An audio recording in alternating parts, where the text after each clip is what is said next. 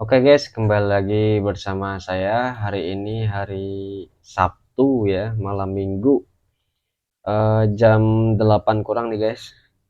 Oke, hari ini kita akan membahas laporan keuangan ya, bincang-bincang santai aja. Ini laporan keuangan dari Pegas atau perusahaan gas negara begitu.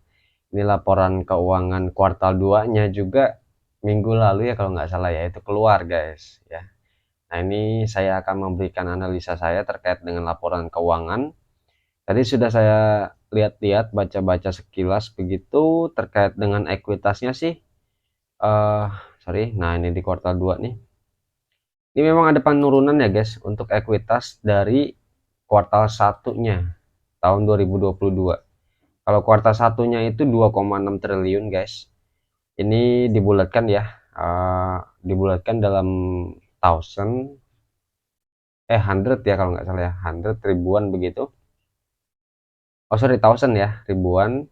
Nah makanya nanti ditambahkan nolnya 3 guys. Kemudian ini juga nanti tambahkan nolnya 3. Nah ini ada penurunan di sini untuk dari segi ekuitasnya kayak gitu jika dibandingkan dengan kuartal 1 2022 ya. Tapi kalau kita bandingkan dengan kuartal 2 2021 guys ya, untuk ekuitasnya sendiri itu ada kenaikan sebesar 100 miliar. Ini saya bukakan di kuartal 2 2021 2,4 ya, 2,4 T, kemudian kuartal 2 2022 itu 2,5 T. Ya gitu. Jadi ada kenaikan jika kita bandingkan dengan kuartal 2 2021 guys. Nah, itu. Nah, tapi di sini uniknya lagi ya dari laba, eh, kita lihat di Stockbit aja ya, karena Stockbit juga udah keluar untuk labanya guys. Net income-nya itu dia naik ya, kuartal 2 ini naik jika dibandingkan dengan kuartal 1, tapi mengalami penurunan jika dibandingkan dengan kuartal 2 2021 guys. Nah makanya ini kemarin sahamnya sempat anjlok ya guys ya. Nah kenapa anjlok ya, kalau menurut saya sih ya ini adalah reaksi pasar ketika laporan keuangannya tidak sesuai dengan ekspektasi ya. Maunya pasar itu kan laporan keuangannya tiap kuartal itu kan bertumbuh kayak gitu kan, bertumbuh dari kuartal 1 kemudian juga bertumbuh dari kuartal 2 di tahun sebelumnya seperti itu. Nah ini memang naik guys kuartal 2 nya ini jika dibandingkan dengan kuartal 1, tapi mengalami penurunan jika dibandingkan dengan kuartal 2 2021. Nah pertanyaannya, masih worth it nggak kayak gitu ya, saham ini atau emiten ini masih worth it nggak nih? Mungkin bagi kalian ada yang nyangkut di pucuk ya, kemarin kan sempet nih harganya 2000 ya kalau nggak salah ya, 2000 lebih lah begitu ya, sebetulnya itu area resistennya begitu. Nah bagi kalian beli di pucuk tapi masih hold, nah ini masih layak nggak sih begitu dipertahankan begitu, atau mungkin ada yang masih di bawah nih, masih layak nggak dipertahankan, atau mungkin dari kalian ada yang mau entry, nah masih layak nggak ya dengan kuartal 2 yang turun labanya jika dibandingkan dengan kuartal 2 2021 kayak gitu. Nah kita lihat langsung datanya di RTI guys, karena ini IPS-nya pun juga anualisnya kan berubah lagi nih. Oke, kalian boleh cek di RTI ya guys ya, untuk laporan kuartal 2 nya itu dia punya IPS ya 76 guys, IPS-nya 76 per share di kuartal 2 ya. Nah 76 ini itu mengalami kenaikan jika dibandingkan dengan kuartal 1 yang hanya 70 IPS-nya, tapi mengalami penurunan ya jika dibandingkan dengan kuartal 2 2021. Kuartal 2 2021 itu IPS-nya sebesar 80, dan kuartal 2 2022 itu IPS-nya sebesar 76. Seperti itu ya.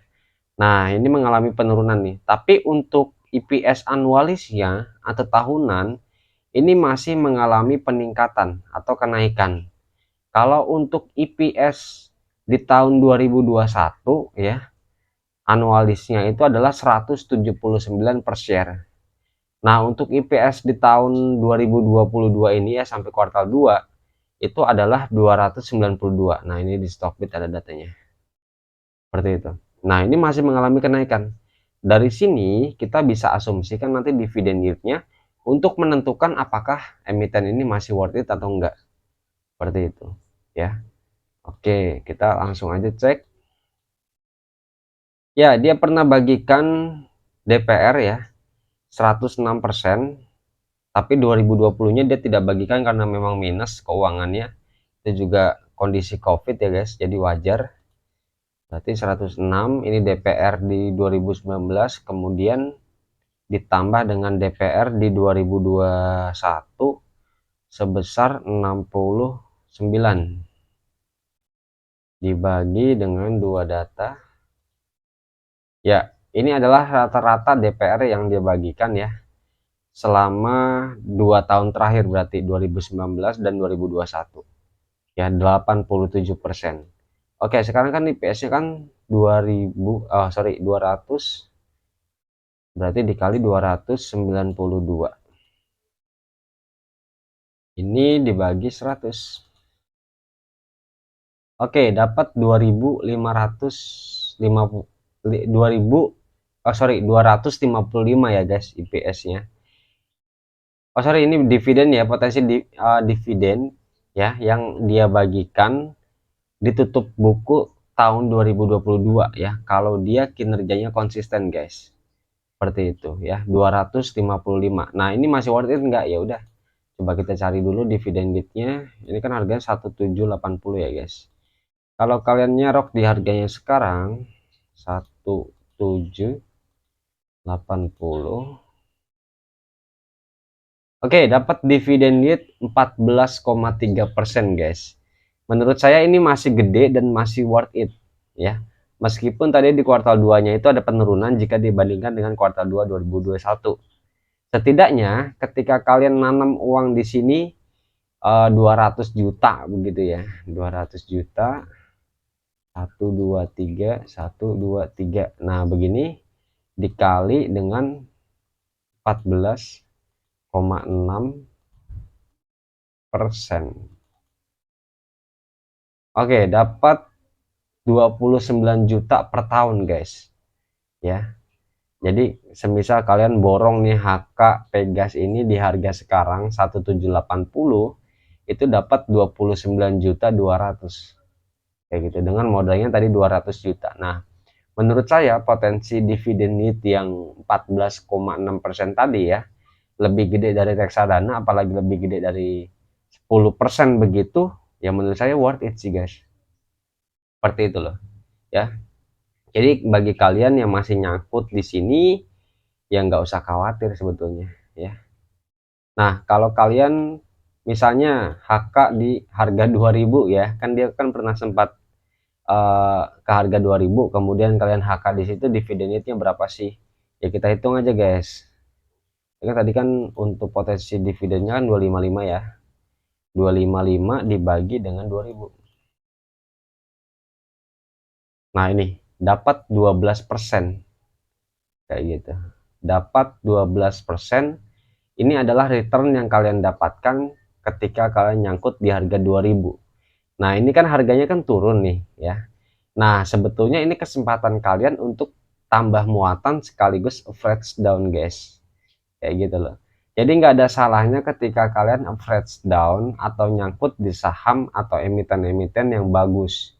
Yang bagus itu cirinya bagaimana? Laporan keuangannya terus bertumbuh. Ya, itu yang pertama. Kemudian yang kedua, itu DPR-nya gede ya. Yang ketiga ya jelas bagi dividen. Setidaknya kalau kalian nyangkut di harga 2000, kalian masih dapat return dari dividennya yang sebesar 12,7% ini dengan asumsi nyangkutnya di harga 2000 kayak gitu ya. Nah, kalau dia turun di 1500 bagaimana? Kalau saya sih, menurut saya sih ya itu kesempatan untuk serok sekaligus tambah muatan. Di sisi lain juga dividen yield-nya nanti yang kalian dapatkan berubah, kemudian muatan kalian, jumlah muatan kalian dan average kalian pun juga berubah juga, lebih bagus lagi gitu loh. Itu guys, itu dari sisi fundamentalnya ya. Jadi menurut saya untuk dividen yield ya itu masih oke. Ya, itu yang pertama. Kemudian untuk dari segi teknikal ya kita santai-santai aja ya guys malam ini, karena memang bursa pun juga masih tutup ya. Ya itulah ya, ketika menjadi investor itu hari yang paling dibenci itu adalah hari Sabtu Minggu ya guys ya. Kenapa? Karena memang ya menghambat pergerakan dari saham kita begitu ya. Oke, ini sempat sudah saya bahas juga sih ya di video saya lalu. Saya yakin bakal tembus di 1800 ya. Itu saya bikin video itu ketika harganya di harga 1600-an guys. Kayak gitu. Di sini nih, area support yang ini ya. Dan memang berhasil ya, terlampaui bahkan lebih lagi ke area 2000 kayak gitu. Nah, ini sebetulnya dia berada di area supportnya nih guys ya. Area support ini sebetulnya resisten ya, kemudian karena dia berhasil menembus, nah ini jadi supportnya dia.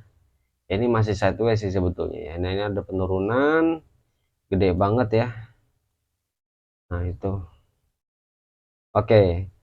Nah menurut saya sih dengan uh, reaksi pasar begitu ya terhadap laporan keuangan kuartal 2-nya yang bisa dibilang ya tidak sesuai dengan ekspektasi begitu ya, selama dia nggak jebol di area ini 1700-an guys ya, dia bakal bertahan di sini ya, di area 1750 ya sampai 1800-an ya, seperti itu. Nah kalian pantau nih guys ya. Nah bagi kalian yang mau nyerok atau yang mau entry, nyicilnya di mana? Kalau menurut saya area ini ya, area harga segini itu adalah area serok yang pertama atau area cicil yang pertama kayak gitu. Kalau menurut saya sih ini sama sih recommended sih guys, karena memang dividen yieldnya masih gede kayak gitu. Nah ini kalau kalian mau nyicil ya area 1800-an ya, 1820-an. Nah itu yang pertama. Kemudian yang kedua, nah ini kan dia harganya 1700 nih. Nah berarti kalian pantau nih sebetulnya ya, kalian eh, cicil di sini harga segini pun juga nggak masalah. Tapi kalau dia bisa turun lagi di harga 1730 sampai 1750 begitu. Nah, kalian serok di situ. Kayak gitu. Kemudian nah ini juga ada area support nih 1600 guys ya. Kalau menurut saya sih paling dalam-dalam itu ke area 1600-an sih guys. Ya. Kalau ke 1500-an sih agak susah. Kenapa? Karena memang di area 1600 itu dividen yieldnya udah gede ya. Menurut saya udah recommended banget sih, dan banyak memang investor yang berebutan di situ. Coba kan tadi kan 255 dikali dengan 1600, oh sorry, dibagi ya. 255 dibagi 1600. Oke, dapat dividen yield ya hampir 16% guys. Ini udah gede banget sih kalau menurut saya ya, dividen yield yang sekian gedenya. Ya, jadi banyak orang-orang nanti yang memang antri ya atau nungguin di area 1600-an. Kayak gitu ya. Tapi yang namanya saham ya kita nggak bisa prediksi guys, kapan ya sedalam apa turunnya saham itu guys ya. Kalau menurut saya sih untuk antisipasi sahamnya nanti terbang lagi gitu ya, udah terbang lagi ya, menurut saya sih cicil-cicil aja, masuk-masuk ya, masuk dengan nominal yang kecil dulu tapi tetap di area support kayak gitu. Area supportnya mana aja? Yang pertama 1700-an ya, kemudian 1600, kemudian kalau dia bisa jebol ya kita lihat aja nanti ya 1500 sih kayak gitu. Kalau 1300 ya paling ya susah lah, nggak mungkin lah ke 1300. Ke 1300 kalau memang laporan keuangannya itu menurun ya dari kuartal sebelumnya dan dari kuartal di tahun sebelumnya kayak gitu. Kalau menurut saya sih ini masih recommended saham ini guys ya. Meskipun memang ada wacana pemerintah uh, menginginkan ya, berencana untuk mengganti kompor gas dengan kompor listrik guys kayak gitu. Di sisi lain memang untuk Pegas ini income-nya ya, sebagian besar itu adalah berasal dari distribusi gas kayak gitu. Tapi kan nggak cuma masyarakat doang konsumennya, ada pun juga perusahaan-perusahaan gede begitu loh. Dan kalau saya ya boleh sharing ya, memang karena bapak saya juga jualan gas begitu, setiap tahun juga harga gas 3 kiloan ya yang subsidi aja naik loh guys ya, apalagi yang 15 kilo juga kan masih ada itu kayak gitu loh, itu naik sih ya harganya begitu loh. Jadi memang untuk sektor energi dan juga pertambangan ini ya lagi booming-boomingnya sih guys ya, dan memang semua orang butuh energi begitu loh kayak gitu. Jadi prospeknya sih masih menjanjikan. Nah, harganya sampai di mana area take profitnya? Yang pertama ya, dia harus bisa tembus di resist ini dulu, guys. Nah, di sini area 2000 ya. Karena dia sebelumnya pernah nyentuh di sini kayak gitu. Kemudian kalau menurut saya sih ini ke 2500 sih masih bisa sih, guys. Ya. 2500 saja dividen yieldnya sekitar 10% nanti dapatnya. Ya. Dan orang-orang atau investor-investor dengan duit gede ya, kalau returnnya 1 tahun 10% sih masih rebutan guys, karena itu pun juga lebih gede daripada reksadana yang returnnya setahun itu hanya 4%, seperti itu. Jadi buat kalian yang masih nyangkut di saham ini ya tenang aja sih ya, kalau bisa ya average down, nggak usah cut loss begitu, eman-eman dividennya ya, karena itu adalah return yang kalian dapat selain capital gain ketika harganya turun, seperti itu guys ya.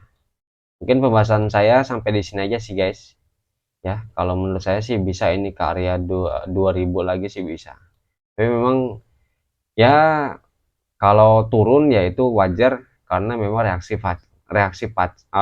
pasar terhadap laporan keuangan dari kuartal 2-nya guys, yang turun dari kuartal 2 2021, seperti seperti itu guys. Jadi nggak usah khawatir ya, hanya reaksi sesaat begitu ya. Mungkin pembahasan kita cukup sampai di sini. Jangan lupa subscribe.